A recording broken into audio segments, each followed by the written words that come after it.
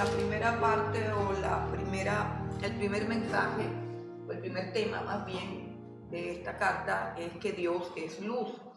Y el hecho de que Dios es luz tiene unas implicaciones para nuestras vidas, o sea, para los que decimos que estamos con Dios, para los que decimos que hemos conocido a Dios. Esas son las implicaciones.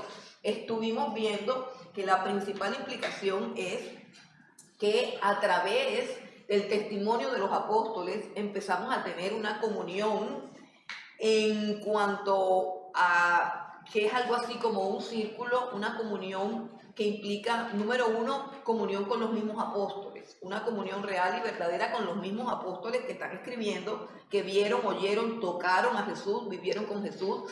En la medida en que nosotros recibimos el testimonio de estos apóstoles, este testimonio sin adulteración, sin cambio, sin ninguna transformación, el testimonio puro que fue escrito por ellos que vieron al Señor de la Gloria, ese testimonio nos lleva a tener una comunión espiritual con ellos, con los apóstoles, y él dice, la comunión con nosotros implica también comunión con el Padre y con el Hijo. Y lo primero que estuvimos viendo fue eso, que la comunión a través de los apóstoles implica una comunión con el Padre y con el Hijo. La comunión con esta verdad, con esta palabra, nos lleva, ¿cierto?, a ser parte de un círculo en el cual estamos unidos todos por este testimonio.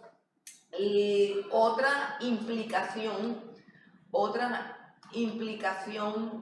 de esa comunión es de que Dios es luz. Recuerden, el primer postulado aquí es que Dios es luz.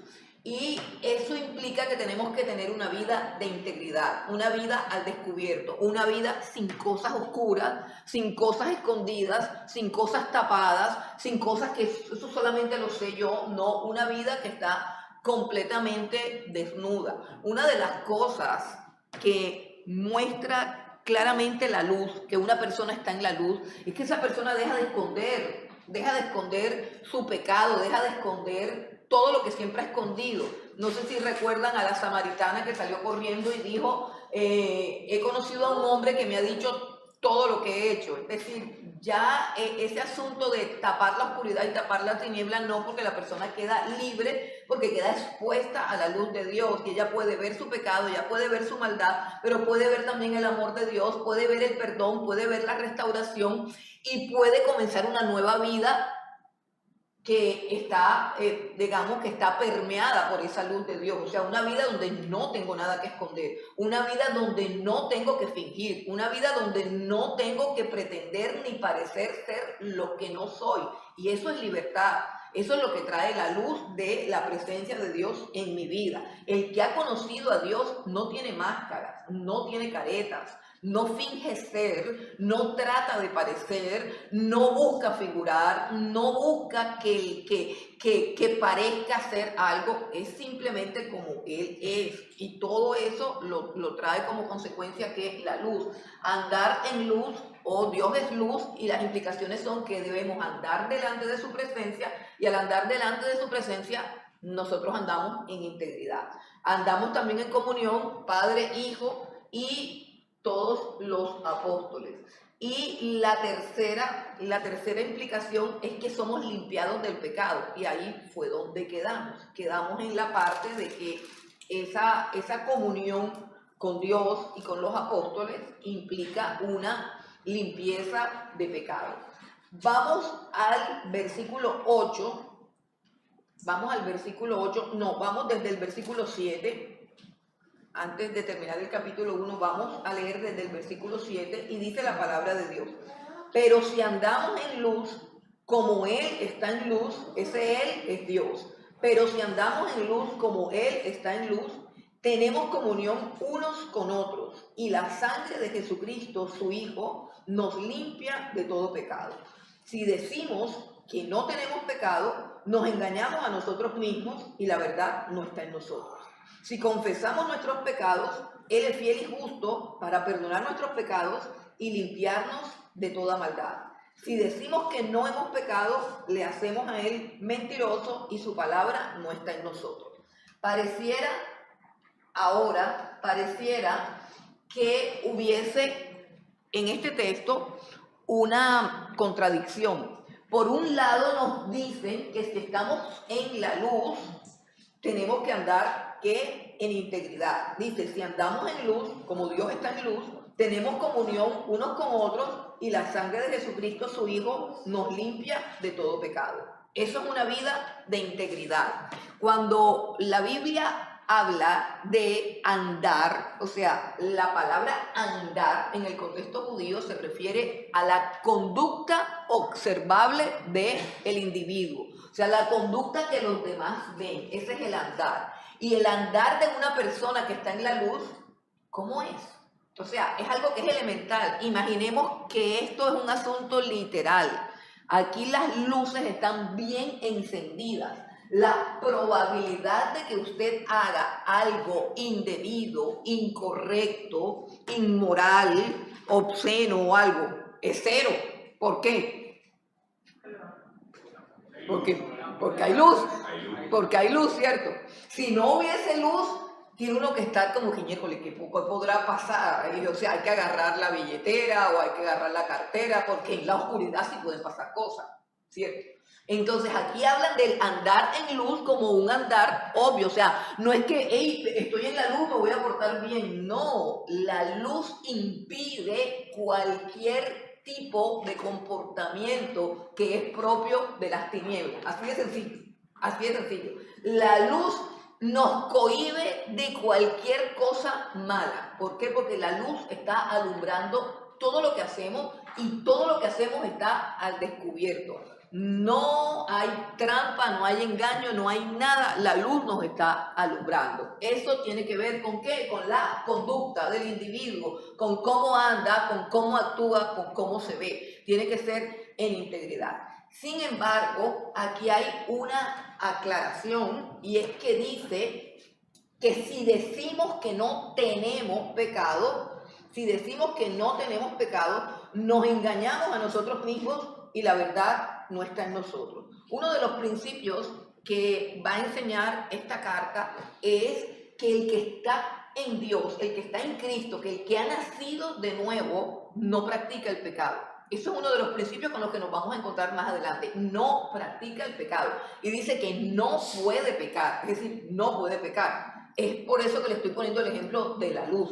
Aquí, con este foco tan alto, nadie puede hacer nada malo. Nadie se puede robar una billetera, nadie se puede robar una cartera, nadie puede hacer nada. ¿Por qué? Porque la luz está iluminando todo lo que somos. Entonces, una cosa es la conducta observable, pero otra cosa es el efecto de la luz. O sea, la luz por una parte impide que una persona haga algo malo porque tiene todo al descubierto, pero la luz también muestra todo lo que hay dentro de esa persona. Entonces, en el versículo 7 habla de cómo andamos en luz, en integridad, no practicamos el pecado, pero el versículo 8 dice que tenemos pecado. Y son dos cosas diferentes que se refieren a una misma realidad, a la realidad del pecado. Dice que tenemos pecado. Entonces, cuando la Biblia dice que tenemos pecado, ya no se está refiriendo a cómo andamos. Se está refiriendo a qué. A ver, si yo te digo, tú tienes pecado, me refiero a que hay algo que yo tengo, ¿cierto? Algo que está dentro de mí, y eso es otra cosa. Y dice, si decimos que no tenemos pecado, nos engañamos a nosotros mismos y la verdad no está en nosotros. Si confesamos nuestros pecados, Él es fiel y justo para perdonar nuestros pecados y limpiarnos de toda maldad. Así que la luz, por un lado, transforma nuestra conducta, pero por otro lado, está ejerciendo una labor de mostrarme en mi interior a profundidad para que yo pueda comprobar qué es lo que tengo. O sea, qué es lo que está allá adentro. O sea, les pongo un ejemplo. Una persona cristiana, una persona íntegra, una persona que ha nacido de nuevo, abandona el pecado, abandona la práctica del pecado. O sea, la persona que se convierte a Cristo de corazón sincero, como aquel Zaqueo, recuerdan que se convirtió a Jesús en un solo día cuando Jesús llega a su mesa y come con él, y él dice, ya yo voy a dejar de robar. Él dice, es más, yo voy a coger de mi dinero y voy a resarcir a todos los que le he robado. y aún les doy un poco más. O sea, voy a resarcir a todos los que le he robado y ya yo no voy a robar más. Eso es lo que pasa cuando viene la luz a una persona. Eso es lo normal. La luz que es el Señor Jesucristo. Yo soy la luz del mundo, el que me sigue no andará en tinieblas. O sea, la conducta es transformada. Y por eso se dice, y lo dice la Escritura, que el que está en la luz no practica el pecado. O sea, si la persona era adúltera, fornicaria, tramposa, drogadicta, alcohólica, lo que sea, esa práctica del pecado terminó. Esa práctica del pecado acabó. Sin embargo, la luz sigue actuando en esa persona. Y puede ser que ya no practiquemos el pecado de esa manera tan escandalosa, pero ahora la luz que nos está alumbrando nos está haciendo ver cosas que antes no veíamos. Como por ejemplo, las cosas internas de nuestro corazón. Y nosotros podemos hacer por fuera cosas buenas, pero el único que puede escudriñar nuestros corazones es Dios, que es luz. Y entonces nos volvemos unas personas mucho más sensibles a esa luz, de tal manera que podemos darnos cuenta si en nuestro corazón hay, por ejemplo, envidia, o si en nuestro corazón hay una mala intención, o si en nuestro corazón hay enojo, o si en nuestro corazón hay amargura, o si en nuestro corazón hay resentimiento, o si en nuestro corazón hay avaricia. Todas esas cosas las va a mostrar la luz. Por eso es que dice que si nosotros llegamos a creer que por ese cambio, por esa transformación de nuestra conducta, de nuestra vida, por eso de que antes estábamos en las tinieblas, pero ahora estamos en la luz, y llegamos a creer que no tenemos pecado, dice, nos estamos engañando. No, ahora somos más conscientes del pecado. Pero ahora podemos ver el pecado en nuestro corazón, en nuestro interior, donde realmente se aloja el pecado.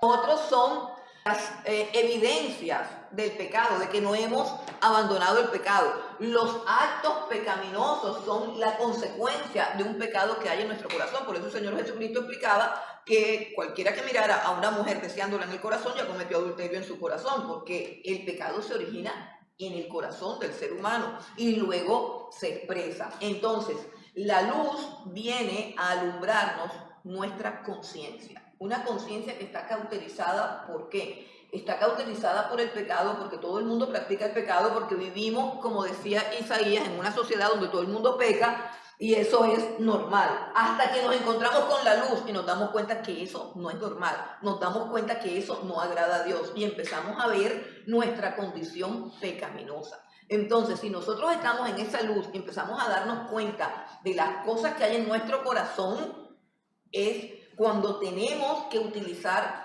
las herramientas que Dios nos da para eso. ¿Cuáles son las herramientas que Dios nos da para eso? La comunión número uno. Ojo, la comunión unos con otros es una herramienta que santifica. Entonces les decía que la luz sigue actuando en nuestra conciencia, sigue actuando en nuestro corazón. ¿Y cómo actúa esa luz? Esa luz actúa dándonos la conciencia. Recuerden que el Espíritu Santo tiene una función que es convencer al mundo de pecado, de justicia y de juicio. Esa es la luz de Dios en nuestras conciencias y en nuestras vidas. Y aquellas cosas que nos parecían normales, como resolver todo con una mentira, resolver todo con una trampa, resolver todo falsificando una firma, todas esas cosas que hicieron parte de nuestra vida natural, que nos parecen que son de lo más normal, todo eso ya no nos va a parecer normal, nos parece sucio, porque la luz está cayendo en nuestras vidas. Entonces, lo primero que trae la luz a mi vida es conciencia de pecado, del pecado que hay en mi interior, del pecado que hay en mi interior, del pecado que hay en mi corazón. Y luego de que yo tengo esa conciencia de pecado, entonces la palabra de Dios nos dice que la sangre del Señor Jesucristo nos limpia de todo pecado. Número uno, yo no puedo abandonar la comunión con Dios, ni la comunión con la iglesia, ni la comunión con los apóstoles. No la puedo abandonar por ese pecado. Yo tengo que confesar mi pecado delante de ese Dios con el cual tengo comunión. Dice, si confesamos nuestros pecados, dice, tenemos comunión unos con otros y la sangre del Señor Jesucristo nos limpia de todo pecado. Si decimos que no tenemos pecado, nos engañamos a nosotros mismos. Ese es el problema de la religiosidad. Hay gente que no está en la luz, sino en una religión. Repito, hay gente que no está en la luz, sino en una religión. Y proclama su propia justicia. Es decir, yo oro, yo ayuno, yo leo la Biblia, yo soy una persona santa. Hay muchísimas personas que tienen esa perspectiva de sí mismos. O sea, se aferran a todas las prácticas religiosas, o sea, al ayuno, a la oración, a la predicación, a la lectura de la Biblia, y de esa práctica hacen como que yo estoy bien, yo soy una persona buena, yo soy una persona santa, yo soy una persona pura y los pecadores son los demás. No, la luz no hace eso. La luz lo que hace es volvernos a una conciencia mucho más sensible, una conciencia que puede ver con claridad lo que está mal dentro de nosotros. Entonces, ¿qué hay que hacer? Confesar eso delante de Dios. O sea, Dios nos lleva a una relación en la cual yo puedo examinar mi vida y decirle a Dios, Dios, tengo mucha rabia por esto, siento envidia por esto, siento enojo por esto, tengo ganas de hacer esto, tengo esta tentación, tengo todas estas cosas. Señor, yo quiero que tú trabajes con mi avaricia. Señor, yo quiero que tú trabajes con mi lengua. Señor, yo quiero que tú trabajes con este espíritu de crítica, de condenación. Señor, yo quiero que tú trabajes con este egoísmo. Señor, yo quiero que tú trabajes. Todo eso solamente es posible si estamos en la luz. Y luego dice, si confesamos nuestros pecados, Él es fiel y justo para perdonar nuestros pecados y limpiarnos de toda maldad. Dice, Él es fiel y justo. Él es fiel y justo. Y la pregunta es, ¿por qué es justo Dios? ¿Por qué utiliza la palabra justo para decir algo de lo cual Dios no debe estar obligado? O sea, ¿por qué Dios tiene que limpiar nuestro pecado? ¿Por qué Dios tiene que perdonar nuestro pecado? ¿Por qué acaso está tratando de decir Juan que Dios, si no nos perdona los pecados y si no nos limpia, es injusto? Pues eso es lo que está diciendo. Dice, Él es fiel y justo. Él es fiel y justo. ¿Y por qué utiliza esa palabra? Fidelidad y justicia. El carácter de Dios, fidelidad y justicia para perdonar y limpiar los pecados de aquellos que han creído en el Señor Jesucristo. ¿Por qué sería una injusticia no perdonarnos nuestros pecados? A ver, ¿quién me responde? Porque Jesús murió por eso. Exactamente, porque sería cobrarnos algo que ya no debemos. ¿Cierto? Sería injusto porque sería alguien que yo ya te pagué y ahora me estás cobrando de nuevo. Entonces, eso es bien importante que lo tengamos claro, ¿cierto? Porque esencialmente Dios no está obligado a perdonarnos todas las que hacemos. No, ¿sobre la base de qué? ¿Por qué razón? ¿Por qué razón tiene que perdonarme todas las fallas? No, Él me las perdona porque ya me las cobró. En Jesucristo me cobró todo. Y esto es supremamente importante, que nosotros entendamos el poder de ese sacrificio, el alcance de esa sangre derramada. Por eso es que está diciendo, y la sangre de Jesús. Y es interesante que nos hablen de esto, de la sangre de Jesús. Hay un texto en el libro de Hebreos que se refiere a la sangre de Jesús como la sangre que habla mejor que la sangre de Abel. O sea, según el contexto hebreo, la sangre derramada habla, es decir, la sangre derramada testifica. La sangre del Señor Jesucristo se derramó para limpiar mi pecado. La sangre del Señor Jesucristo es la evidencia tangible, es el precio. Dice la Biblia, tú debes saber que fuiste redimido de tu vana manera de vivir, no con oro ni con piedras preciosas, sino con la sangre preciosa de un cordero que fue destinado desde antes de la fundación del mundo. O sea, esa sangre, porque dice, bueno, pero si esa sangre se derramó en el año 30 después de Cristo, ¿cómo esa sangre va a limpiar mis pecados ahora? Pues esa sangre que se derramó ese día limpió los pecados de toda la humanidad que se iba a convertir a Cristo, tanto la que había pecado antes como la que había pecado después. Y eso es importante que nosotros lo entendamos. Cuando nos acercamos a esto, estamos como en una zona peligrosa, porque la gente enseguida dice, ay, pero cuidado, estás cayendo en siempre salvo, o estás cayendo, no, pero es que es una realidad. Cuando Jesucristo derramó su sangre por mis pecados, todos mis pecados no se habían cometido. Yo no existía. Él derramó su sangre por los pecados que yo iba a cometer en un futuro. En ese momento mis pecados estaban en el futuro. Por eso es que la Biblia habla de la eternidad de esa sangre. Cuando dice que fue un cordero destinado desde antes de la fundación del mundo. Antes de la fundación del mundo, el Padre entregó a su Hijo y decretó que esa sangre limpiaría los pecados de los que vivirían antes de Jesús y de los que vivirían después de Jesús. Por eso es que dice, y la sangre de Jesús nos limpia de todo pecado. Si mañana se convierte alguien, si alguien llega rendido a los pies de Cristo, mañana esa sangre que se derramó hace 3000 años va a limpiar los pecados de ese que se va a convertir mañana. ¿Por qué? Porque Dios obra en la eternidad, pero el Señor Jesucristo murió en el tiempo, porque nosotros pertenecemos a la esfera del tiempo. Pero la sangre fue ofrecida, dice, la llama, el autor de Hebreos también la llama la sangre del pacto eterno, la sangre del pacto eterno, por siempre y para siempre. Esa sangre estará haciendo la labor de ¿qué? De pagar, de saldar toda deuda que yo cometa, esa sangre la ha saldado. Pareciera que fuera como que te doy permiso para que hagas lo que te dé la gana. No, no.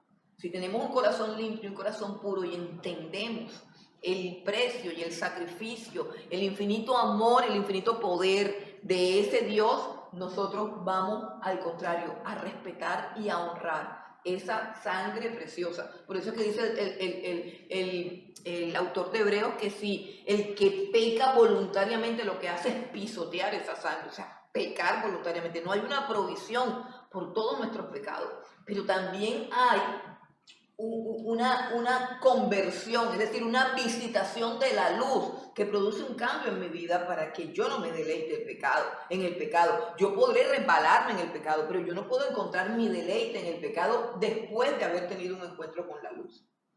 Entonces dice, si decimos que no hemos pecado, le hacemos a él mentiroso y su palabra no está en nosotros. Entonces, este es digamos, el orden de las cosas. La luz viene y nos da conciencia de pecado. Nosotros, al estar conscientes de nuestro pecado y al creer en el Señor Jesucristo, confesamos nuestro pecado y el Señor, por su fidelidad a su pacto, por fidelidad y justicia con su pacto que selló con la sangre de su Hijo, entonces nos perdona y nos limpia.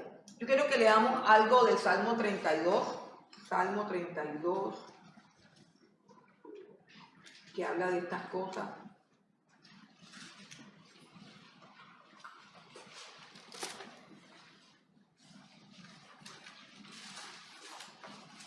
Leemos, bueno, vamos a leer el versículo del 1 al 6 nada más. Dice, bienaventurado aquel cuya transgresión ha sido perdonada y cubierto su pecado. Bienaventurado el hombre a quien el Señor no culpa de iniquidad. No es que no la tenga, es que no la culpa. No es que no la haya cometido. Dice, no lo culpa de iniquidad y en cuyo espíritu no hay engaño. Mientras callé, se envejecieron mis huesos en mi gemir todo el día, porque de día y de noche se agravó sobre mí tu mano, se volvió mi verdor en sequedades de verano. Mi pecado te declaré y no encubrí mi iniquidad. Dije, confesaré mis transgresiones al Señor, y tú perdonaste la maldad de mi pecado. Por esto orará a ti todo santo, en el tiempo en el que pueda ser hallado. O sea, todos los que son santos orarán por esa limpieza, orarán por ese perdón, pedirán perdón y confesarán sus faltas. Mire, por experiencia les digo, que cuando uno encuentra a un cristiano, entre comillas, cristiano, que tiene un pecado oculto, que lo viene cometiendo por años, uno se encuentra con una persona que no ha nacido de nuevo y que no ha conocido la luz. Ahora, ¿pueden los cristianos verdaderos que han nacido de nuevo caer en un pecado? Sí, hermano, también caen de pecado, pero casi siempre terminan explotando. No sé cómo explicarlo. Es algo que ya no pueden sufrir. Ellos vienen y de pronto caen en el pecado. En este oficio que Dios me puso, muchas veces he tenido contacto y experiencia, no solamente con mis propias experiencias, sino con las experiencias de otros hermanos, que no soportan el hecho de haber caído en ese pecado, que inclusive lo pueden practicar 2, 3 y 4 días. Pero no soportan, es decir, no lo pueden tapar, no lo pueden manejar, no pueden seguir, tienen que soltarlo, tienen que confesarlo, es decir, ellos anhelan esa libertad, anhelan esa paz, a ellos les duele el pecado y esa es la señal de los que viven en la luz, o sea, en la luz no se puede abrazar el pecado, en la luz no se puede practicar el pecado, en la luz el pecado estorba, afea, incomoda, humilla, avergüenza y duele, y la persona encuentra solamente en la confesión, es algo así como que tengo que decírselo a alguien, y solamente en la confesión encuentra alivio. Muchas veces confesamos nuestros pecados a Dios solamente, pero otras veces es necesario llamar a alguien espiritual, no a cualquier persona, a alguien espiritual y decirle, y solamente la confesión trae libertad, trae sanidad, y muchas veces nosotros queremos que además de la confesión haya una disciplina, y la Biblia no habla de eso, hermano. La Biblia no habla de eso. La disciplina es para las personas que sorprendemos en pecado. Ojo, la disciplina es para las personas que tienen un pecado guardado ahí y que se congregan todos los domingos felices de la vida con el pecado guardado y le toca a uno hacer el llamado, venga acá, está pasando esto y hacer la confrontación y lo que es sale a la luz. Allí toca hacer un proceso disciplinario. Pero cuando una persona viene sin que nadie se la haya pillado, sino producto de la misma conciencia que está siendo oprimida, por así decirlo, por el Espíritu Santo, de esa misma inquietud, y la persona viene y confiesa su pecado, no hay necesidad de hacerle nada. No hay necesidad de hacerle nada, porque ¿qué está diciendo el Señor ahí? Que Él es fiel y justo para perdonarlo y limpiarlo. Ya, ¿qué disciplina le vamos a poner? ¿Qué disciplina le vamos a poner? Ninguna. Si ya Dios lo perdonó y lo limpió, ¿quién soy yo para decir, no, espérate, te hace falta un mes sentadito en la silla sin hablar? Entendamos eso. Todos los problemas que hay con el pecado es porque no se tratan como deben ser tratados. Si usted tiene una lucha con algún pecado, usted debe buscar a una persona espiritual y decirle, yo tengo este problema, ayúdame con este problema. Y confesamos el pecado y oramos a Dios, y allí en esa obediencia es que viene la libertad, la sanidad y la limpieza. Bueno, entonces vamos al capítulo 2. También decía que eso ya lo dijimos, que cuando nosotros decimos que no tenemos pecado, nos estamos engañando a nosotros mismos. Y como Dios es el que dice que somos pecadores, estamos diciendo que Dios es un mentiroso, por lo cual eso se convierte también en una blasfemia. O sea, toda persona que funge de ser santo y perfecto y de no tener pecado, toda persona que se llena de ese orgullo espiritual recalcitrante, es una persona que está haciendo a Dios mentiroso, o sea, que está diciendo que Dios es mentiroso porque Él no tiene ningún pecado. Ok, continuemos entonces con el capítulo 2, que habla acerca de la manifestación de esa comunión con Dios. Vamos al capítulo 2 y vamos a leer del 1 hasta el 6. Capítulo 2 del 1 al 6. Y dice la palabra del Señor: hijitos míos, estas cosas os escribo para que no pequéis. Y si alguno hubiere pecado, abogado tenemos para con el Padre, a Jesucristo el justo. Yo voy a parar ahí. Hijitos míos, estas cosas os escribo para que no pequéis. La herramienta más poderosa y eficaz que Dios nos ha dado para combatir el pecado es la Escritura. Estas cosas les escribo para que no pequen. para que no peque. ¿Qué puede producir en el corazón de un cristiano verdadero o qué ha producido en ustedes el concientizarnos de que independientemente de lo que sintamos, si sentimos frío, calor o lo que sea, tenemos comunión con los apóstoles, con los discípulos, con el Padre y con el Hijo? ¿A qué nos lleva eso? ¿A qué nos lleva eso? Nos lleva a tener una vida mejor.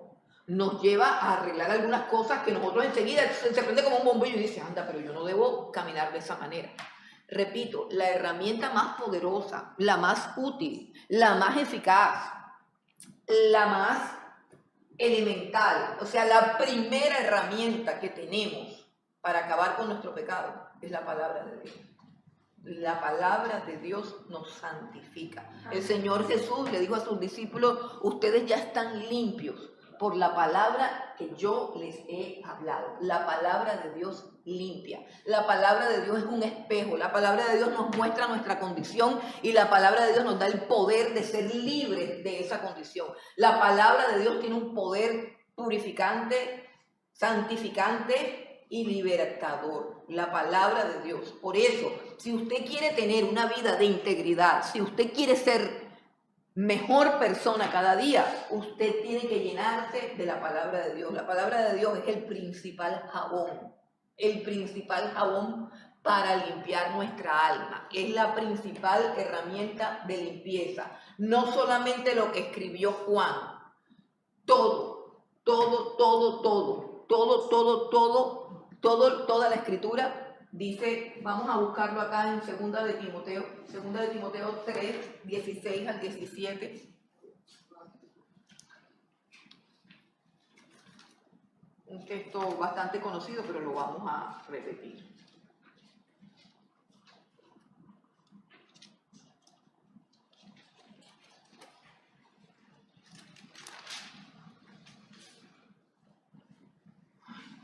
¿Dónde está 2 de Timoteo 3, 16? Bueno, dice, toda la escritura es inspirada por Dios y útil para enseñar, para redarguir, para corregir, para instruir en justicia, a fin de que ¿qué? De que el hombre de Dios sea perfecto y esté enteramente preparado para toda buena obra. Mire, lo que nos hace falta es un estudio serio y disciplinado de las escrituras. Eso es lo que más nos hace falta. Repito, un estudio serio y disciplinado de las escrituras. Yo no sé cómo va a ser esta generación que no tiene tiempo de nada.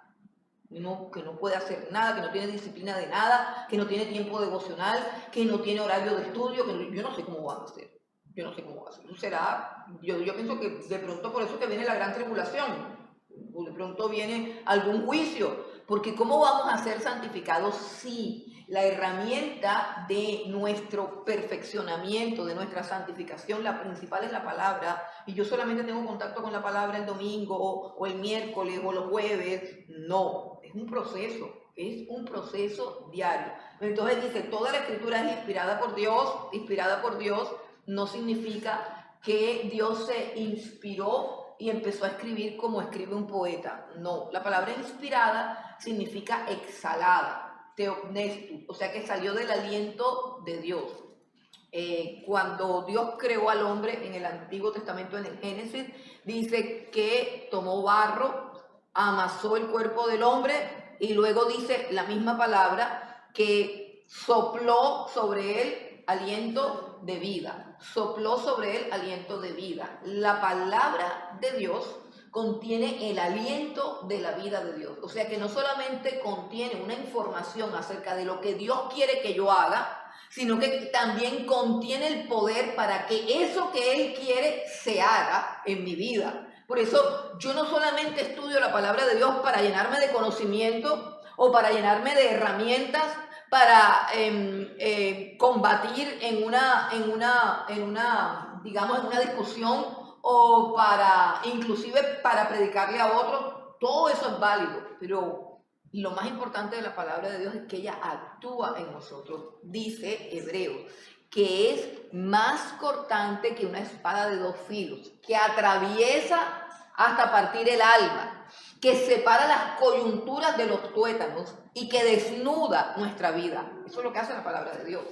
primeramente en nosotros, y de todos los poderes que tiene la palabra de Dios. Ese es el poder que más nos debe interesar. Entonces dice, toda la escritura es inspirada por Dios, o sea, tiene el aliento de Dios, contiene la vida y el poder de Dios para que se haga en nosotros la voluntad de Dios en cuanto a nuestro carácter, en cuanto a lo que tenemos que cambiar. Y útil para enseñar lo que estamos haciendo ahora, pero también es útil para redarguir. Es decir, la palabra de Dios va a llegar a un área en tu vida donde no hay luz, un área en tu vida donde no estás actuando conforme a la voluntad de Dios. Eso se llama redarguir y hacerte sentir mal. Hacerte sentir mal. Porque es que ahora se diseñan todos los sermones para hacernos sentir bien. Entonces, un chico me decía, un hombre ya me decía, me he sentido muy bien, y yo quedé súper preocupada. Quedé muy preocupada y dice, algo estoy haciendo yo mal. Porque uno de los objetivos de la palabra de Dios es hacerte sentir mal con tu pecado. Hacerte sentir mal con la vida que llevas, porque Dios quiere llevarte a una vida superior. Dios no quiere consentirte. Dios no ha pensado nunca que tú te quedes como tú estás, ni que tú seas lo que tú ahora eres. Dios quiere que tú crezcas a la estatura de un varón perfecto que es Cristo Jesús. Eso es lo que Dios quiere. Y eso lo va a hacer con su propio poder. Ni tú ni yo lo podemos hacer. Entonces, la principal herramienta es la palabra de Dios. Útil para enseñar, para redarguir, para corregir. Y nosotros podemos pensar que la palabra de Dios me sirve para yo corregir a la gente. No, es que la palabra de Dios nos corrige. Es un corrector a nuestras vidas. Dice, para instruir en justicia, a fin de que, ¿qué? De que el hombre de Dios sea perfecto. Oye bien esa palabra, a fin de que el hombre de Dios sea perfecto. Y no solamente perfecto en su perfección moral, en su integridad. No que nunca se equivoque. No. Perfección aquí no es que no cometa errores. Pero hay algo bien grande que le falta a mucha gente, y es cometer un error y tener la entereza de reconocer que lo cometió. Y eso se llama madurez.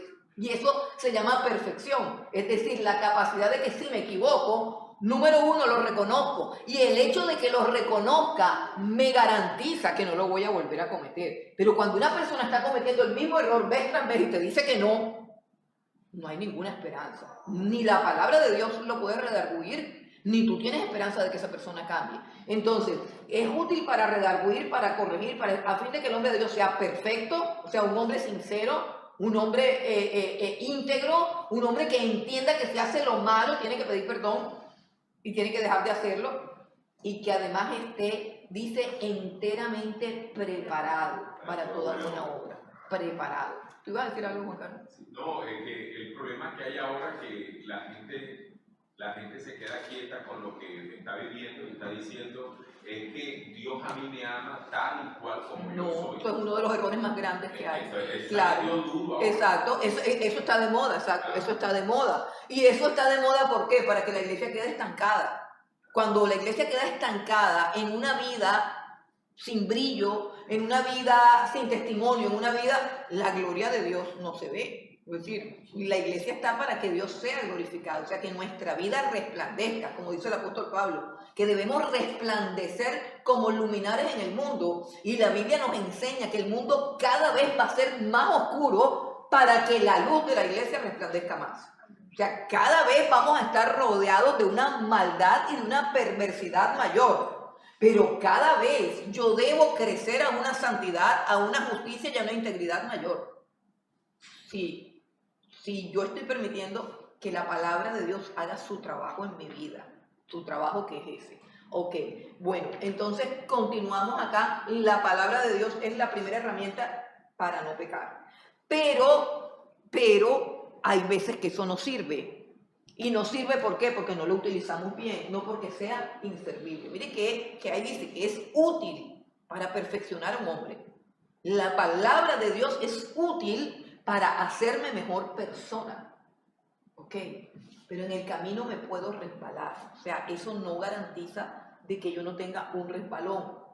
Y entonces dice, pero si alguno hubiere pecado, abogado tenemos para con el Padre a Jesucristo el justo. Entonces aquí toca otro punto. Dios nos ha dado una herramienta para vivir en santidad, y esa herramienta es la palabra de Dios.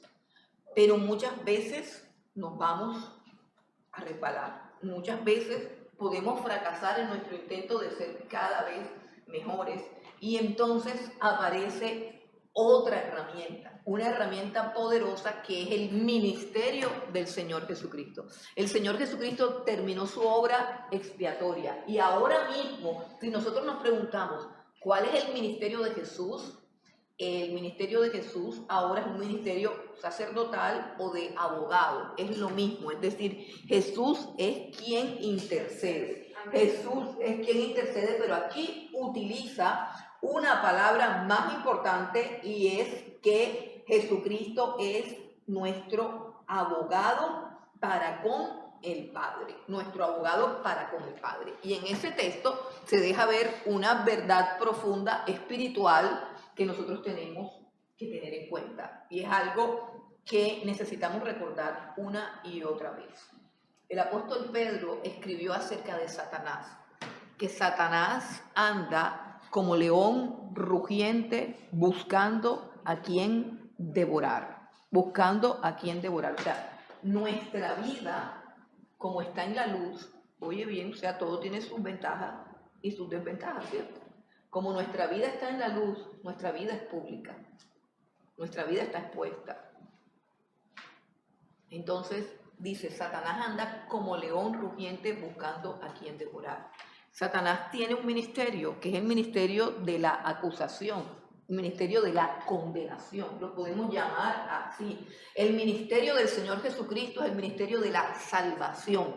La palabra, el nombre Jesús significa Salvador. Los que somos de Cristo hemos sido salvados para ser instrumentos de salvación. Pero Satanás tiene un ministerio que es el ministerio de condenación. Y para ese ministerio de condenación, él ejerce su labor principal, que es la labor de la acusación. Mientras el ministerio de Cristo tiene una labor principal, que es la labor de la justificación, y eso que no se nos olvide. El Señor Jesucristo tiene una función de justificación. Todo lo que Cristo hizo en la cruz del Calvario fue para nuestra justificación. Y todo lo que hace Satanás es para nuestra condenación. Entonces, el acusador está implicado allí porque ahí dice, abogado tenemos para con el Padre, a Jesucristo el justo. Está diciendo que Jesús, de cuando nosotros pecamos, Jesús tiene que defendernos delante del Padre. ¿Qué implica eso? Algo elemental. Si Jesús nos tiene que defender delante del Padre, es porque hay quien nos acusa delante del Padre. Y encontramos en el libro de Job una explicación muy clara acerca de eso. El libro de Job comienza explicando que un día subieron al trono de Dios los hijos de Dios del orden angelical, y entre ellos subió Satanás. Y Dios, que le conoce todos los pasos a Satanás, le dijo, ¿te has fijado en mi siervo Job, que no hay hombre como él, íntegro, perfecto, temeroso de Dios, que guarda todos sus caminos, que etcétera, etcétera? Y miren lo que les estoy diciendo. Evidentemente, oigan cómo conecta esto con el inicio de esta carta, con lo que estábamos diciendo. Obviamente Satanás no encontró, al estar observando, ojo, Satanás estaba dando vueltas alrededor de Job, tal cual como lo dice Pedro. El diablo anda como león rugiente buscando a quien devorar. ¿Cómo anda un león rugiente? Al acecho, calladito, pero está al acecho. ¿Usted cree que está solo? No, usted está con Dios, usted tiene comunión con Dios, pero usted es observado. Y el diablo no es omnipresente, es decir, no crea que está sentado ahí todo el día mirando lo que usted hace. No, él tiene una cantidad de demonios. Y todos los que son de Dios, somos observados espiritualmente. Entonces, Satanás llegó y le dijo, sí, evidentemente Job no hace nada malo, pero él no se porta bien de balde. Él es un hombre íntegro por interés. porque tú lo has prosperado, porque tú lo has bendecido. Al trabajo de sus manos le has dado bendición y lo has cercado para que no le pase nunca nada malo.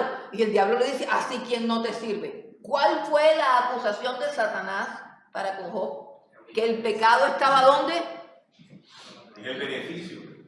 En el corazón de Job, en su motivación, en su motivación, en su motivación. Exteriormente no había de qué acusarlo. Exteriormente no había de qué acusarlo. Irreprensible. Ahora, garantiza nuestra perfección que exteriormente seamos irreprensibles. El mismo diablo nos está mostrando que no. Y el mismo Señor Jesucristo dice que todos vamos a comparecer ante el tribunal de Cristo y ahí es que se va a saber cuál es la razón y el motivo por el cual tú servías. Porque van a salir a la luz, dice la carta a los romanos, los secretos del corazón. Las motivaciones del corazón. Entonces Satanás dice, bueno, como no te puedo acusar de nada por fuera, yo te voy a acusar de algo por dentro. Miren lo importante que es que yo sea sincero acá. O sea que cuando no me pueden coger por fuera, entonces dicen, no, porque el problema está dentro. Ella hace eso por interés. Ella hace eso por envidia.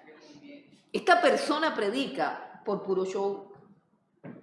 Él quiere ser el mejor predicador, pero para que lo aplaudan.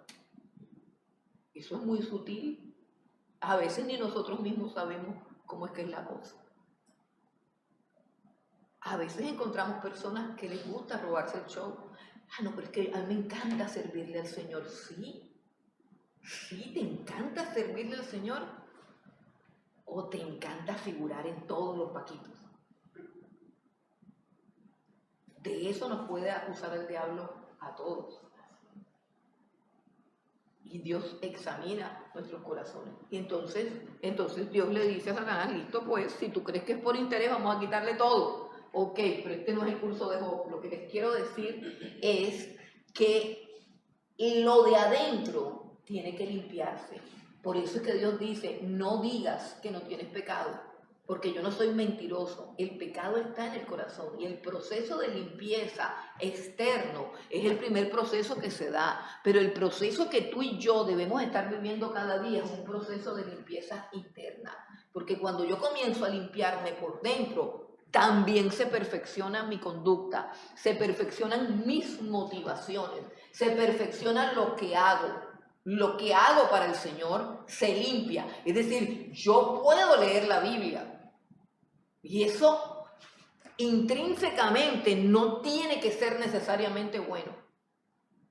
Lo que lo hace bueno es porque leo la Biblia. Les recuerdo el ejemplo de Jesús, que siempre lo pongo, el ejemplo de los fariseos. Jesús le dice a los fariseos, ustedes escudriñan las Escrituras porque a ustedes les parece que en ellas está la vida eterna. ¿Eso tiene algo de malo? No, eso es bueno. Y dice, pero las escrituras realmente dan este testimonio de mí. O sea, las escrituras no son un manual para tener vida eterna, porque entonces las escrituras serían un manual para que yo me convirtiera en Dios. ¿Me hago entender? Entonces las escrituras serían un manual satánico para que yo me convirtiera en un diablo. Es decir, para que yo me tuviera eternidad. Acuérdense que el árbol de la vida que produjera eternidad lo quitaron. O sea, no, usted no puede comer nada de esto de por aquí. ¿Por qué? Porque usted no puede en esa condición caída y perversa ser un ser eterno. O sea, en esa condición de me robo la gloria de Dios, en esa condición de que quiero que me aplauden, quiero que me pongan, quiero que me miren, quiero que el yo, el egocentrismo, yo no puedo tener vida eterna. Por eso Jesús dice, ustedes escudriñan las escrituras porque a ustedes les parece que ahí está la vida eterna, pero ellas no son la fórmula de la vida eterna. Ellas son la fórmula para que vengan a mí y yo soy el que les doy la vida, pero ustedes no quieren. Ustedes lo que quieren es ser expertos en escritura y tener vida eterna, pero ustedes no quieren venir a mí. ¿Sí entienden la diferencia? Ustedes no me quieren a mí, ustedes lo que quieren es el conocimiento de las escrituras. Ustedes lo que quieren es tragarse el árbol del conocimiento y ustedes mismos ser como dioses, pero ustedes no quieren humillarse y venir donde mí y decirme a mí, dame vida. El dador de la vida soy yo. Entonces, continuamos. El Señor Jesús es nuestro abogado para con el Padre. Nosotros tenemos que limpiarnos el corazón. Nosotros tenemos que limpiarnos, pues, por supuesto, con la sangre de Cristo, con la confesión de los pecados. Nosotros tenemos que identificar que necesitamos un corazón puro, un corazón limpio. Ok, y dice también que Él, o sea, Jesús, es la propiciación por nuestros pecados. Y no solamente por los nuestros, sino también por los de todo el mundo. La palabra propiciación, que ya deben saber qué significa porque algunos han hecho el cuadernillo. ¿Qué significa la palabra propiciación? La ofrenda. Más o menos. La palabra propiciación se refiere más bien al efecto que produce la ofrenda en el corazón de Dios. Exacto, aplacar la ira. Exacto, Dios está enojado con nosotros, enojado con el pecador. No digamos con nosotros porque nos vamos a enredar. Como Dios es justo, el pecado produce su ira. ¿Qué es la ira de Dios? Es que Dios tiene un genio berraco y coge rabia por todo el mundo. La ira de Dios es la expresión del carácter justo y santo de Dios que aborrece el pecado y que en su justicia está obligado a castigar el pecado. Eso es la ira de Dios. O sea, Dios por su santidad tiene que castigar el pecado porque es santo. O sea, está obligado por su propio carácter, por su propia santidad. Esa es la ira de Dios, el justo pago de Dios para todo aquel que peca contra Él y contra su ley. Ok, pero dice que Jesús es la propiciación, es decir, Jesús es la ofrenda que aplaca esa ira. ¿Y por qué Jesús es una ofrenda que aplaca esa ira? Por las mismas razones por las cuales Él es fiel y justo para perdonarnos, porque Él es esa ofrenda, Él pagó un precio. Es decir, que los pecados de nosotros no producen la ira de Dios. ¿Cómo así? Sí, los pecados de nosotros no producen la ira de Dios porque Él derramó su ira por nuestros pecados en el cuerpo de Jesús. O sea, la ira que producen mis pecados, que produjeron o que producen, hermanos, y quiero que lo entiendan, o que pueden producir porque yo no sé si me voy a dar una caída, yo no sé de qué voy a pecar mañana, pero esa ira cayó sobre Jesús. Por eso es que esto es un asunto de fe. Esto es un asunto de fe. Esa ira cayó sobre Jesús. El cuerpo de Jesús, recibiendo el castigo, es la ofrenda. Es el regalo que Dios acepta, que Dios recibe y que su justicia es satisfecha. Y Él dice, ya no me da rabia el pecado que estás cometiendo porque ya tú lo pagaste en la cruz del Calvario. Bueno, esto es bien. Romanos 8:34 es bien bueno. Léelo, ya que hablaste.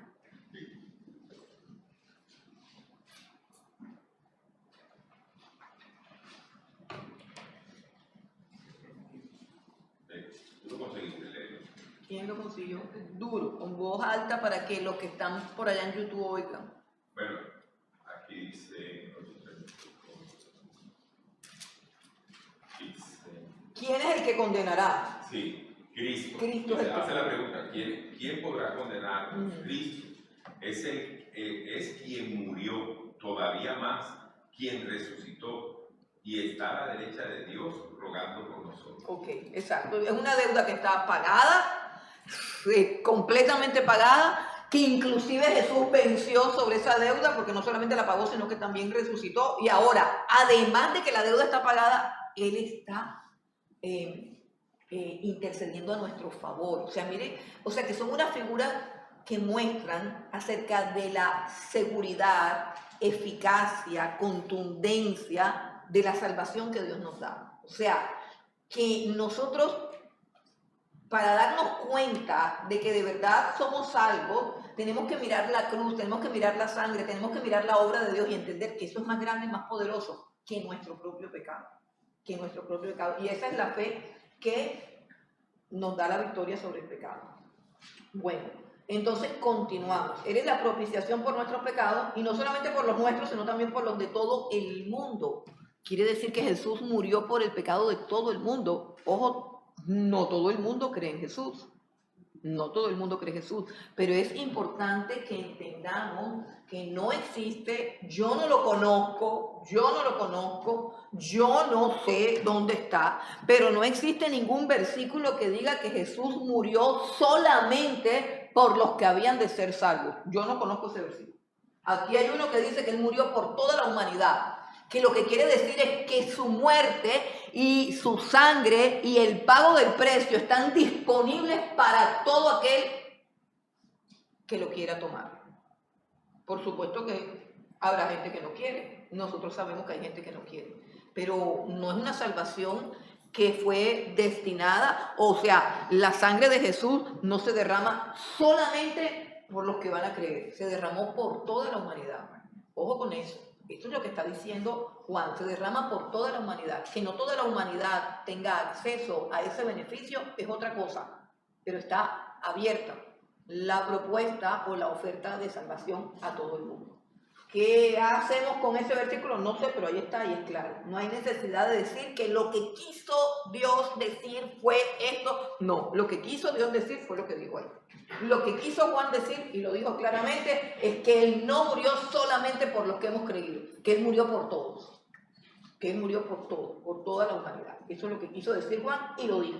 No hay necesidad de arreglarles el asunto. Bueno, continuamos. Versículo 3. Él lo disculpa, sí. Una cosita, y cuando Jesús está orando y le dice al Padre, yo no te ruego por los que son del mundo, te ruego por los que han de creer en el mundo. Sí, pero no está diciendo que su sangre se derrama por No, eso. Yo lo que no, ya Él sabe, ya eso sí, ya eso es predestinación. No, eso es predestinación. Los que son, claro. Él sí sabe quiénes no van a aceptar eso. Exacto. Él sí lo sabe. Él sabe que hay unos que aunque Él derrame su sangre no la quieren. Okay. De hecho, la Biblia habla de personas que serán culpables de la sangre del Señor Jesucristo. ¿Por qué? Porque se derramó por ellos y la pisotearon. Claro. Y eso es lo que va a agravar, en última instancia va a agravar más el pecado de la humanidad. O sea que la humanidad no solamente va a ser juzgada, la humanidad incrédula no solamente va a ser juzgada por todos los pecados, todos los actos pecaminosos que cometió, sino que también va a ser juzgada. Recuerden que en el trono blanco dice que se abre el libro de la vida también. O sea, el libro de la vida, el libro de los que son salvos, se abre en el juicio del gran trono blanco, que es un juicio de condenación, no es de salvación. ¿Y por qué se abre el libro? Pues para que sepan que ellos pudieron estar en el libro, pero no están, porque no les dio la gana. Así de sencillo. Que eso, repito, yo pienso que eso es lo más grave de la perdición. Saber que pudimos alcanzarla y que no quisimos. Eso será mortal. Ok. El que dice, otra vez se me perdió el versículo. El que dice yo le conozco y no guarda sus mandamientos, el tal es mentiroso y la verdad no está en él. Pero el que guarda su palabra, en este verdaderamente el amor de Dios se ha perfeccionado. Por esto sabemos que estamos en Él. El que dice que permanece en Él debe andar como Él anduvo. Ok, entonces nuevamente nos hablan de qué? Del andar. Nuevamente nos hablan de la conducta. Y nos dicen que la conducta va a ser una conducta que está ahora de acuerdo con el pecado. Y yo tengo varias citas acá. Que no sé, ¿esto dónde está? No, esto ya pasó. Déjenme paso acá porque estoy como atrasada con esto. Bueno, acá estamos con el nuevo mandamiento, que es este que vamos a hablar. Dice que el que guarda su palabra, el que guarda sus mandamientos, está demostrando que de verdad conoce al Señor. Versículo 3. Guardamos sus mandamientos. En esto sabemos que nosotros le conocemos porque guardamos sus mandamientos. El Señor en el Antiguo Testamento anunció que vendría un día en que Él escribiría sus mandamientos, no en las tablas donde las escribió, que nunca jamás los pudieron obedecer, sino que escribiría sus mandamientos en nuestro corazón. Y eso es lo que hace Dios cuando nos llama a la salvación, cuando nos llama a su presencia. Él llega a colocar sus mandamientos en nuestro corazón como algo hermoso. O sea, cuando una persona está en tinieblas, la persona ve los mandamientos de Dios como una prohibición de algo que le produce placer, como una restricción a su vida, como algo que lo limita y lo disminuye. Pero cuando una persona conoce a Dios, conoce su amor, conoce su amor. Por eso dice el versículo 5, el que guarda su palabra, en este verdaderamente el amor de Dios se ha perfeccionado. Es decir, la persona, por una experiencia con el amor de Dios, empieza a conocer a un Dios que lo ama y empieza a recibir de Dios todo lo que es de Dios como una expresión de amor. De tal manera que los mandamientos que en otro tiempo parecían una carga, ahora estos mandamientos son un deleite. Por eso es que el salmista escribe tanto en el Salmo número 1 que él se deleita en la ley de Dios, o en el Salmo 119 que también se deleita en la ley de Dios. Todo ese asunto de deleitarnos en su palabra y deleitarnos en sus mandamientos es algo que él nos concede en su amor. O sea, es una experiencia que transforma nuestros corazones, o sea, la sede de nuestros afectos. Y eso es supremamente importante.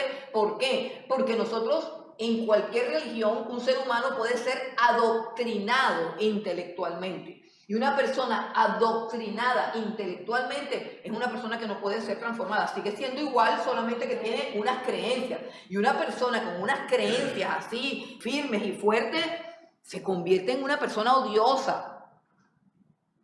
¿Quiénes son los que más matan, los que más, las guerras que hay? O sea, si usted comienza a estudiar la historia, por ejemplo, del lado del catolicismo, tenemos una época de las cruzadas, donde realmente la Iglesia Católica hizo cosas horrendas, el Tribunal de la Inquisición, las cruzadas. Tenemos ahora la religión más fundamentalista que hay, que todos la conocen cuál es, y es una religión de muerte, una religión donde los adeptos a esa religión, no digo el nombre porque ya ustedes lo saben y nos ven en YouTube, entonces los adeptos de esa religión simplemente son personas llenas de odio, llenas de rabia. Entonces podemos tener un adoctrinamiento intelectual y convertirnos en personas intolerantes, implacables, crueles, malas, que se deleitan en la maldad, como lo eran los fariseos, fundamentalistas de su doctrina y de la Torá. Y veían a una persona sanada con su camilla y le decían, ¿tú por qué llevas la camilla? Vamos a expulsarte de la sinagoga. No se alegraban de ningún bien de nadie. Era gente mala, gente perversa. Y esa perversión y esa maldad, esa soberbia, esa arrogancia, ese orgullo espiritual, ¿lo produjo qué? El adoctrinamiento, que no llegó a quebrantar el corazón. Pero aquí la Biblia dice que el amor de Dios se perfecciona en nosotros. Y la experiencia del conocimiento de Dios es una experiencia de amor. Es una experiencia en la cual Dios nos abraza. Es decir, hay un asunto que es intelectual, por supuesto, para comprender lo que pasa. Pero lo grande y glorioso y poderoso de nuestra salvación es que es un encuentro con el amor de Dios, al mismo tiempo que es un encuentro con la luz. Es decir, la luz nos muestra todo nuestro pecado, toda nuestra maldad, y el amor de Dios nos abraza, y por eso nos hace sentir que verdaderamente el amor de Dios es inmenso, porque ¿cómo puede Dios amarnos si nosotros al mismo tiempo estamos adquiriendo conciencia de pecado? Yo pienso que esos son los ingredientes fundamentales de una experiencia de conversión. Darme cuenta de todo el mal que he hecho y de todo el mal que hay en mí, junto con ese amor inagotable de Dios y profundo, que es lo que hace que caigamos rendidos a sus pies. Y esa experiencia de amor hace que yo sienta, crea y acepte que todo lo que Dios pide que yo haga es para mi bien. Y ya los mandamientos, repito, no son una carga, sino que son un deleite. El que dice que permanece en Él debe andar como Él anduvo. Esa experiencia con la presencia de Dios transforma nuestra conducta. Hay un texto en Génesis, creo que es el capítulo 17, 16, no importa, cuando Dios habla con Abraham, se le aparece a Abraham en un momento dado y ya se le había aparecido varias veces antes. Ya Abraham tenía una cantidad de experiencias con Dios, pero hay un momento en la vida de Abraham donde Dios se le aparece y le dice: yo soy el Dios Todopoderoso, anda delante de mí y sé perfecto. Le está diciendo que camina consciente de mi presencia en tu vida, porque la conciencia de que yo estoy contigo, de que yo te miro, de que yo te observo, de que yo te sustento, de que yo te protejo, de que yo te cuido, de que yo te amo, toda esa presencia y esa convicción va a producir integridad en tu caminar. ¿Qué es lo que nos lleva a pecar? Ignorar a Dios. Olvidarnos de que Él está en nosotros, sobre nosotros, con nosotros y al lado de nosotros. Si nosotros estamos conscientes de eso, nadie puede pecar. Ok, entonces ahora aquí viene el nuevo mandamiento. ¿Cuál es ese nuevo mandamiento? Vamos a leer lo que dice del nuevo mandamiento desde el versículo 7 hasta el versículo 11. Dice: hermanos, no os escribo mandamiento nuevo, sino el mandamiento antiguo que habéis tenido desde el principio. Este mandamiento antiguo es la palabra que habéis oído desde el principio. Sin embargo, os escribo un mandamiento nuevo que es verdadero en él y en vosotros, porque las tinieblas van pasando y la luz verdadera ya alumbra. El que dice que está en luz y aborrece a su hermano, está todavía en tinieblas. El que ama a su hermano permanece en la luz y en él no hay tropiezo. Pero el que aborrece a su hermano está en tinieblas y anda en tinieblas y no sabe a dónde va, porque las tinieblas le han cegado los ojos. Bueno, por una parte, él dice que el mandamiento es el mismo mandamiento antiguo. Dios le dio al pueblo de Israel los mandamientos, todos lo conocen, en el monte Sinaí, a través de Moisés. Y esas dos tablas de mandamiento contenían, los 10 mandamientos que implicaban amar, honrar y respetar a Dios, o sea, lo que tenían que ver con la honra y el amor debido a Dios, y lo que tenían que ver con la honra y el amor debido a los hombres, o sea, amar a Dios y amar a los hombres. En eso se basaban los mandamientos. De hecho, en Mateo 11:27, si no estoy mal, creo que esta es la cita, donde Dios dice, o resume, en Mateo 11, Dios resume los 10 mandamientos en 2. Los 10 mandamientos el Señor Jesús los resume en 2. Mateo 11, versículo 27.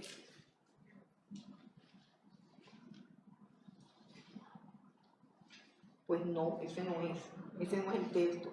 Donde él dice, no sé cuál es el texto, bueno, ustedes me lo consiguen, donde él dice que en eso consiste toda la ley y los profetas. Amarás al Señor tu Dios con toda tu alma, con toda tu mente, con toda tu fuerza, y amarás al prójimo con toda tu mismo. Él dice, esta es la ley y los profetas. Tengo la cita mala ahí. Entonces tienen que quitar, porque esa es otra cita, después la miramos. En todo caso, lo que les quiero decir es que el mandamiento donde Dios ordena acerca del amor, o sea, el mandamiento que se resume en amor, finalmente, no robarás, no mentirás, no dirás falso testimonio. ¿Qué es eso? Eso es amor al prójimo. Si yo amo al prójimo, no le robo, no le miento, no lo difamo, porque lo amo. Si yo amo a Dios, yo honro a Dios como Dios. No tengo dioses ajenos delante de Él. Yo no profano su nombre. Yo celebro el día en que Dios ha dicho, este es el día del Señor, 6 días trabajarás y el 7º vendrás a mi presencia y descansarás. Todo eso lo hago porque yo amo a Dios. Entonces, los mandamientos se resumen en amar a Dios y al prójimo como a ti. Mateo 24:36. Léetelo.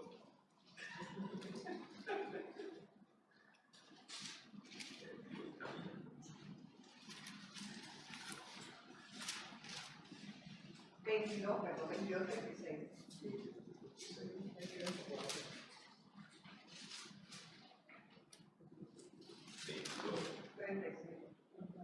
22:36. Dice, maestro, ¿cuál es el gran mandamiento en la ley? Y Jesús le dijo, amarás al Señor tu Dios con todo tu corazón, con toda tu alma y con toda tu mente. Este es el primero y grande mandamiento. Y el segundo es semejante. Amarás a tu prójimo como a ti mismo. De estos dos mandamientos depende toda la ley y los profetas. O sea, ¿qué hizo Jesús? Resumir todo. ¿Qué está diciendo Juan aquí? Yo les traigo el mismo mandamiento. Es antiguo, viejísimo, el de las tablas de la ley, el de Moisés. Les traigo el mismo y es viejo, es antiguo, pero también es nuevo. Está diciendo, pero también es nuevo. Entonces, ¿por qué es nuevo? Versículo 8 dice, sin embargo, os escribo un mandamiento nuevo que es verdadero en él y en vosotros, porque las tinieblas van pasando y la luz verdadera ya alumbra. ¿Por qué es nuevo este mandamiento? Porque solamente a través de Cristo es que se puede hacer real en nuestras vidas.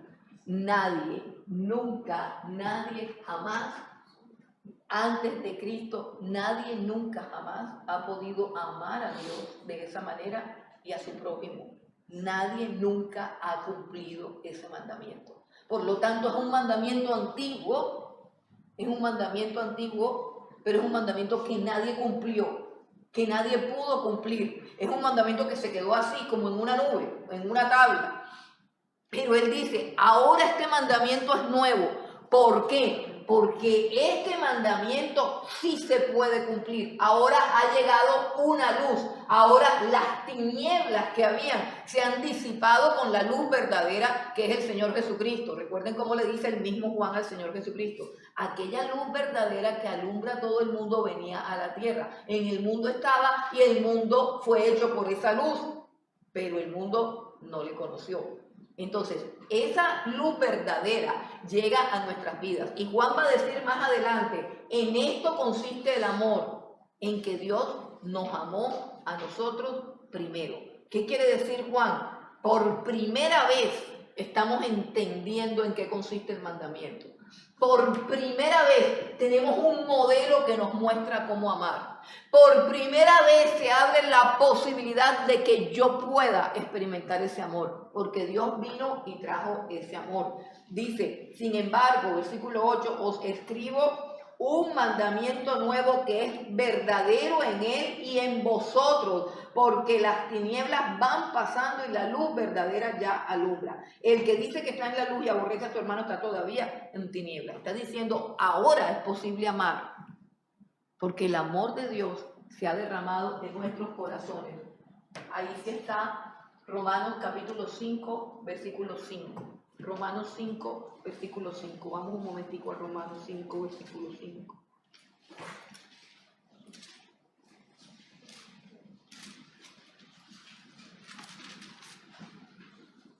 Dice, y la esperanza no avergüenza, porque el amor de Dios ha sido derramado en nuestros corazones por el Espíritu Santo que nos fue dado. Versículo 5, les pregunto. El versículo 5 es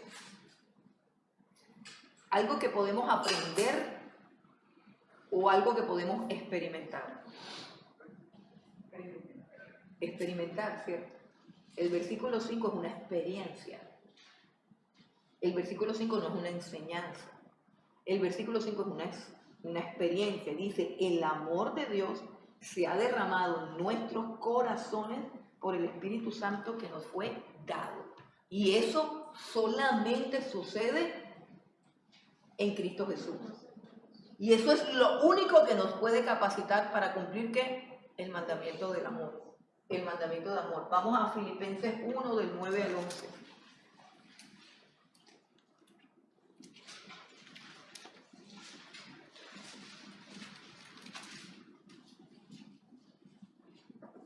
Y esto pido en oración, que vuestro amor abunde aún más y más en ciencia y en todo conocimiento, para que aprobéis lo mejor, a fin de que seáis sinceros e irreprensibles para el día de Cristo, llenos de fruto de justicia, que son por medio de Jesucristo para gloria y alabanza de Dios. El amor no lo conocemos, porque muchas veces hemos creído que amar es condescender con el pecado. Que amar es consentir a la persona, que amar es tolerar todo en ellos, o sea que hay como un divorcio entre el amor y la verdad, o sea, no te puedo decir la verdad porque la verdad te va a doler, entonces yo te amo diciéndote que todo está bien y te miento, como dice el cantante, miénteme, Miénteme, dime una mentira que yo así soy feliz, no me digas la verdad, ¿cierto? Esos son los amores o lo que nosotros llamábamos amor. Entonces el mandamiento es nuevo, ¿por qué? Porque nosotros no conocíamos el amor. Fue Jesús el que nos enseñó cómo se ama. Entonces Jesús se coloca como ese modelo de amor y nosotros vamos a encontrar a Jesús, yo no sé qué hice yo las citas, pero en todo caso Jesús en el Evangelio de Juan dice: un mandamiento nuevo les doy, que os améis los unos a los otros como yo los he amado. ¿Qué tiene de nuevo el mandamiento? Nada. Ahí está por acá. Pero no lo veo. Juan 13:34, sí. Juan 13:34.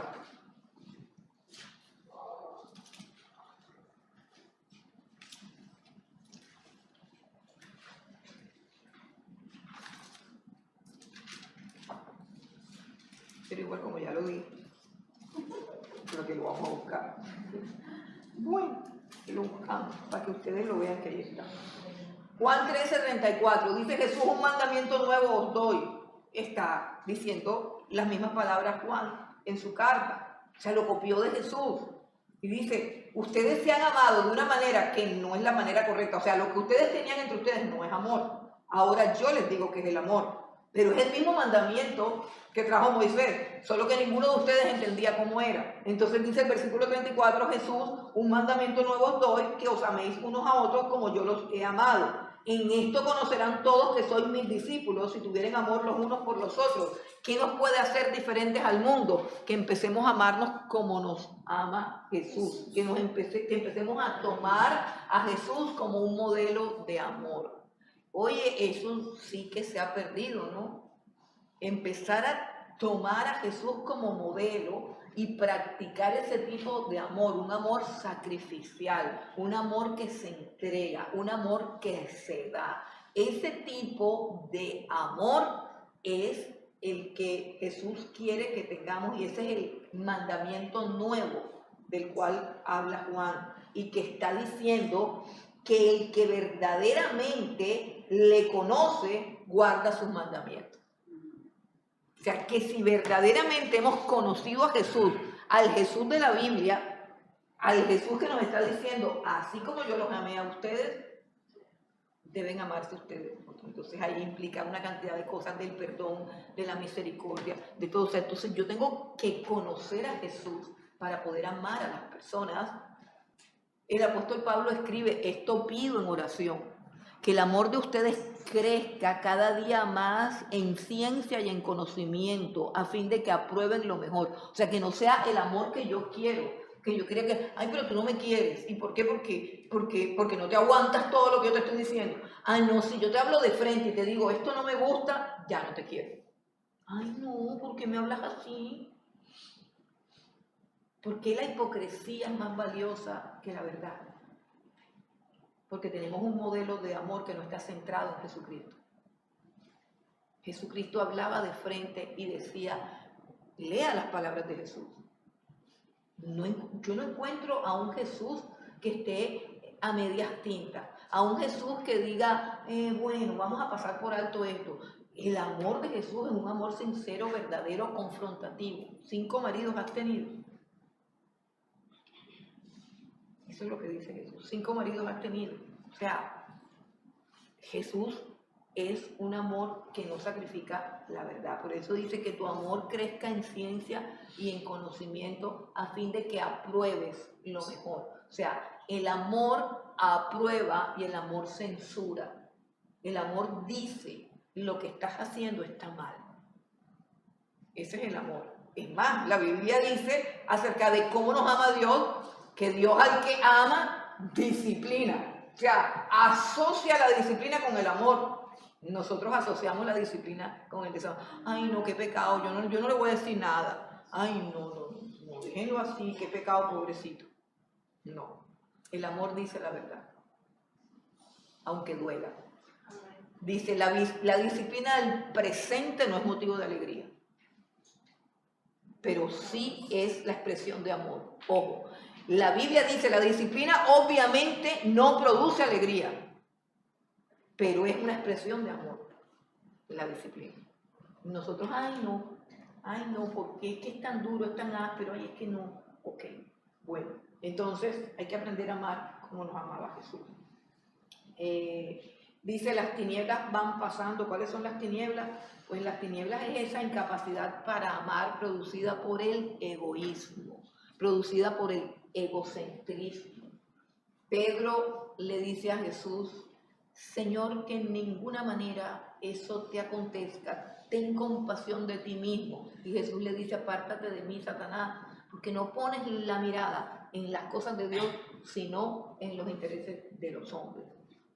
El amor tiene que ser un amor centrado en la cruz, centrado en el Señor Jesucristo. Si alguno quiere venir en pos de mí, dice el Señor, niéguese a sí mismo, tome su cruz y siga. Ninguno que poniendo sus manos en el arado y mira hacia atrás puede ser mi discípulo.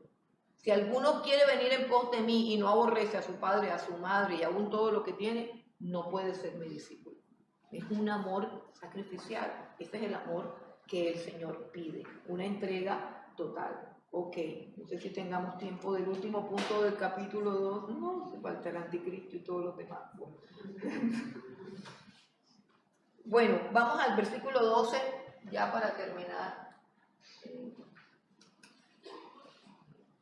Los logros de un verdadero creyente. Hay un segmento allí donde el apóstol Juan llama a las personas de la congregación o a los creyentes, a los que le escribe, porque eran varias congregaciones las que estaban a cargo de Juan, y a algunos los llama padres, a otros los llama hijitos, a otros los llama jóvenes, ¿cierto? Entonces ahí surge como que una interpretación de que hay diferentes niveles, y no tiene que ver con eso. Vamos a leerlo. Versículo 12 hasta el 14. Dice, os escribo a vosotros, hijitos, porque vuestros pecados os han sido perdonados por su nombre. Os escribo a vosotros, padres, porque conocéis al que es desde el principio. Os escribo a vosotros, jóvenes, porque habéis vencido al maligno. Os escribo a vosotros, hijitos, porque habéis conocido al Padre. Os he escrito a vosotros, padres, porque habéis conocido al que es desde el principio. Os he escrito a vosotros, jóvenes, porque sois fuertes y la palabra de Dios permanece en vosotros y habéis vencido al maligno. Algunas personas interpretan que los jóvenes han vencido al maligno, que los viejos han conocido a Dios. No, hermano. Está hablando precisamente de lo contrario. En una congregación o en un grupo de congregaciones hay jóvenes, hay adultos, hay gente madura, hay gente anciana, hay de todo tipo de personas, de todo tipo de edades.